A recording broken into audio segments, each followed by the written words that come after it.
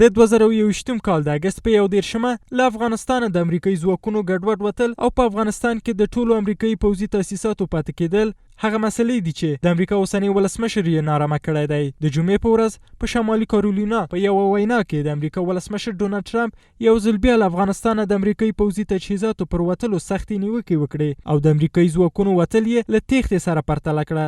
ښاغلي ټرمپ له افغانستانه د امریکایي ځواکونو وتل د ټولو امریکایي لاسته راوړنو شرم او ضایع ګڼلي او ادعا یې کړې چې که هغه د بایډن پر ځای وای نو دا به نه وای پېښ شوي. To Afghanistan, you remember that, where they left all the military equipment behind? We wouldn't have left anything. We would get out with dignity and strength, respect. We looked like we were running. We don't run from anybody. په یاد ولرئ دوی ټول پوځي تجهیزات هلته پرېښودل. موږ به دا کار ونه کړو. موږ به هیڅ شی شاته نه پرېږدو. موږ باید په وقار، ځواک او درناوي سره ووځو. دا داسې ولکه موږ چې له چا څخه منډه ووهو او وتښتېږو. دا د بایډن لپاره شرم و. څومره وحشتناک ولسمشر دی. د امریکا ولسمشر ډونالډ ټرمپ پخوا په ځلونو په جو بایډن د امریکا د پوځي تجهیزاتو د پرېښودو له امله نیوکه کړې او نوموړی یې احمق بللی.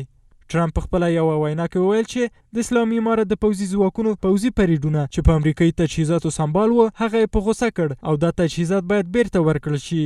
And like it's their form of a military parade and it makes me angry when I see that. Angry. When I see that I get angry.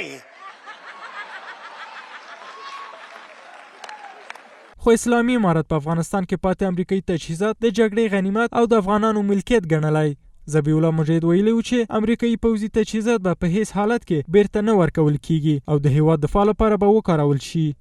واقعیت خروج از افغانستان نتیجه تصمیم‌ها و شرایط پیچیده بوده که این سند توافق خروج نیروهای ایالات متحده امریکا از افغانستان توسط خود آقای ترامپ به امضا رسیده است و توسط آقای جو بایدن عملی شده است.